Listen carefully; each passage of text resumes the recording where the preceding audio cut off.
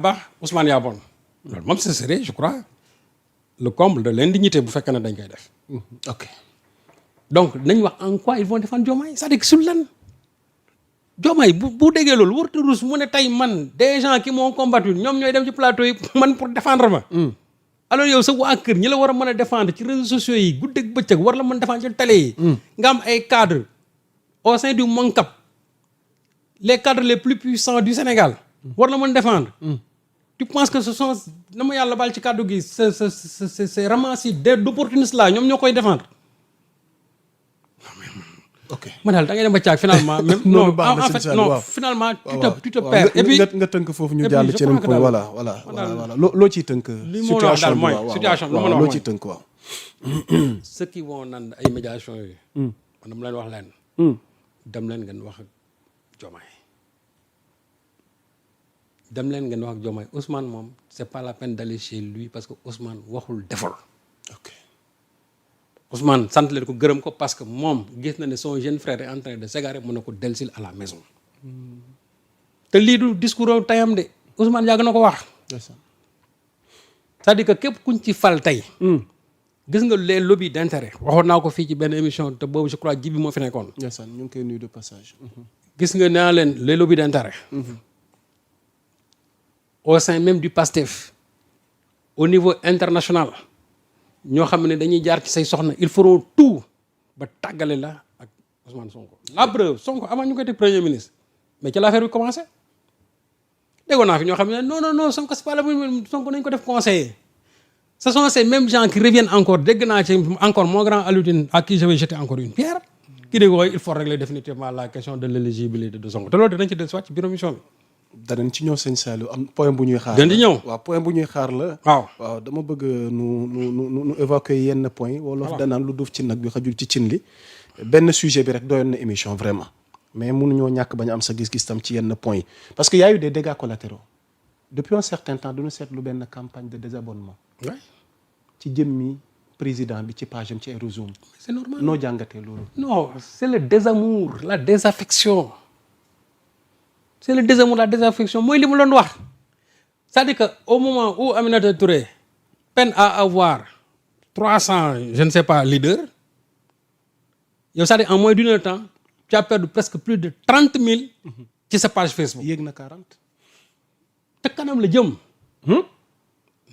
kanam la jëm xam nga les gens ils ont la mémoire courte quand Barthélémy Dias s'en est pris ici à Sonko ba mu xëyee desetul kenn. il a fallu mu dem fay booster et cetera yooyu mais ci lu mujj. ñu dem campagne électorale. Sonko lui a montré que ne ba nga nekkee maire de Dakar c'était grâce à moi. wan ko il ne pouvait même plus être député au sein de Dakar. c'est-à-dire que loolu laay gisaat encore tey. et puis il paraît que. à un certain moment le président de la République s'est désabonné de la page d'Ousmane Sonko man nag vérifié wu ma ko mais c'est ce que j'ai vu ñu ne loolu moo gën a ràngati patriote ma ne suñ ko defee son community manager. ils ont commis une grave erreur te foofu la Diomaye war a xam ne ñii ils veulent sa perte parce que wër président ba pare mais ils veulent sa perte parce que aujourd'hui le dernier à se désabonner de la page de Sonko ça devait être son premier collaborateur qui est Diomaye xam na ne de plus en plus les gens vont se désabonner de sa page et c'est pour lui montrer que ànduñoo ak yow ci li nga xam ne moom nga nekk gis nga bu subaa su demoon defaat ak nii Sonko def nii nga gis les gens en masse vont retourner dans sa page pour s'abonner mais lii nag mu nekkee nii kanam la jëm te loolu nag indicateur la ci li nga xam ne mooy ñëw après lii indicateur kese la moo tax ma ne yii yëpp Diomaye def ci war a am njàngat de plus en plus il prend ses distances mais aussi nit ñi ñu ngi koy bàyyi te mi tax ci moom aussi les gens sont en train ñi nga xamante ne ay patriotes la ñu ngi gën seen page loolu moom war na ci am benn njàngat bu fort te li ma métti mooy ñu jeexale foofu dugal nañ ci président bi benn carcan boo xamante ni nar na métti trop xanaa nekkul point de non retour xanaa non xamul tax waaw parce que j'ai vu Diomaye à Luanda waaw naroon naa ci ñoom mais des gens à qui on a donné des t-shirts frappés de l'effigie du président de la République ce qui n'est jamais arrivé dans le PASTEF Pastef moo fi am Ousmane Sonko Diomaye c'est le président de la République ok. Et même dans ces visites sax loolu daaw la am. Et quand je vois des gens derrière qui incitent les gens en disant oui tàccu leen comme ça nii on est dans la théâtralisation maintenant. léegi foofu lañ toll ak président Diomaye. boo demee système jaar na fa. ba mu la mais c'est-à-dire que foofu lañ toll. léegi nag il faut s'attendre à ce que demain. ñu def aussi ay mobilisation Ndiaga Ndiaye fay fi ay nit nangam ñu leen ne woy pour kii mais vraiment mais Diomaye moom loolu war na ko xam. ok. yow tu as un parti comme le Pastef. nga bëgg ko bedd ci yii nii. te nag le risque mooy. demain nga dem ci benn milieu ak quel que soit le respect bu la nit ñi jox parce que gos yi kenn mën leen téye nga dem ñu sonkoriser la c'est ça qu'il faudra éviter. nga dem ci manifestation nga ñëw ñu naan Sonko namm nañ la ça il faut l'éviter mais si ça continue comme ça ce qui est sûr et certain mooy patriotes yi foofu dinañ fa ñëw te loolu c'est pas souhaitable du lu ñu c'est-à-dire bëgguñu ko parce que Diomaye après tout c'est le président et puis am na cër boo xam ne ba tey jii c'est-à-dire cër boobu dañ ko jox man dama jàpp ne ci erreur la nekk.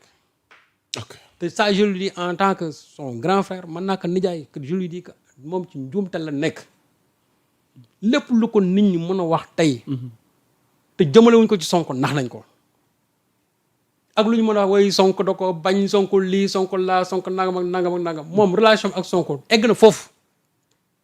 sëkk nañ ko. ki nga dem ba nga ne yow tuddee naa la doom tuddee naa sa ay doom et cetera am fa xam toll ngeen fa.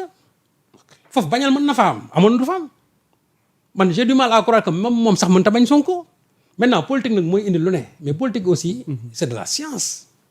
da ngay xam na koy doxalee. ok mais ne pas rester ak sourd aveugle. c'est-à-dire am benn carcan rek wala nit ñi bëgg la teg ci benn plateforme c'est-à-dire ci benn itinéraire boo xamante ni avec des comment dirais-je des œillères doo gis fii.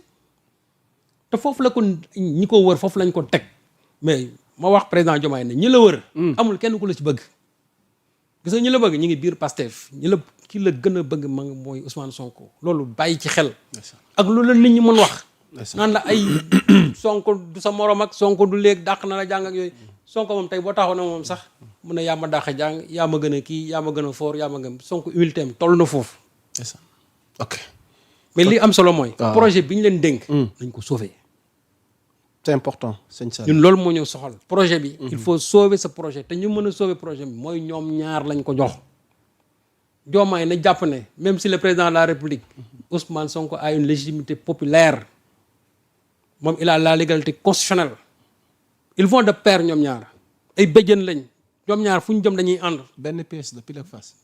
benn pièce la donc ñoom ñaar ils sont condamnés à aller ensemble pour la réussite du projet. keneen ku ko gëm loolu leneen ay 2029 yooyu foofu excès guñ fa.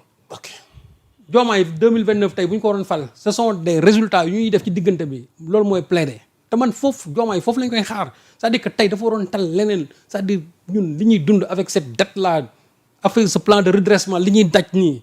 Diomaye doit concentrer tous ses efforts ci loolu te bàyyi cette coalition là nga xam ne indi lu ko dara. jërëjëf sëñ Saliou. xam la pour ma terminer foofu gis nga coalition boobu. nañu am 100 000 adhérents. xool bu ñu xëyee. nañ bind ne tey am nañ 100 000 adhérents.